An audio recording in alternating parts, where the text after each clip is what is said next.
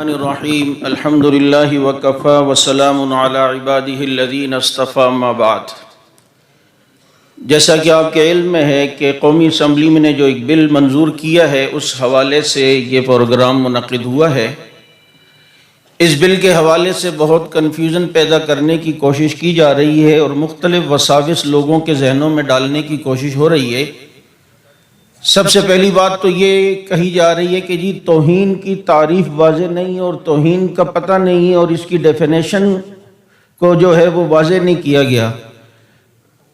تو انہیں یہ بات معلوم ہونی چاہیے کہ توہین کا لفظ پاکستان کے آئین میں پہلے سے واضح طور پر موجود ہے اور اس کی ڈیفینیشن تعریف موجود ہے۔ بھائی عام شہری کی کوئی توہین کرے تو اس کی سزا 5 سال ہے، تو ادھر تو کبھی نہیں کہا کہ توہین کی تعریف نہیں ہوئی، تو جو تعریف وہاں ہوگی وہ یہاں ہوگی۔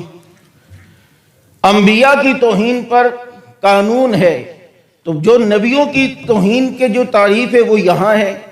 یہ پاکستان کے جو قانون ہے اس میں نبی کی جو توہین ہے اس کے متعلق جو الفاظ ہیں وہ میں آپ کو پڑھ کر سنانا چاہتا ہوں کہ خلاف تضحیک آمیز جملے استعمال کرنا، خواہ الفاظ میں، خواہ بول کر، خواہ تحریری، خواہ ظاہری شباہت، پیشکش یا ان کے بارے میں غیر ایماندارانہ براہ راست یا بالواسطہ اسٹیٹمنٹ دینا جس سے ان کے بارے میں برا خود غرض یا سخت تاثر پیدا ہو یا ان کو نقصان دینے والا تاثر ہو یا ان کے مقدس نام کے بارے میں شکوک و شبہات و تضحیک پیدا کرنا، ان سب کی سزا عمر قید یا موت کی سزا ہو۔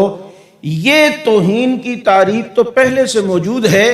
اسی لیے دیکھیں حدیث میں آتا ہے اذا رأیتم الذین یسبون فی اصحابی فقولوا لعنۃ اللہ علی شرکم، قربان آقا پر، ان کی فصاحت و بلاغت پر اور صحابہ کی عظمت پر۔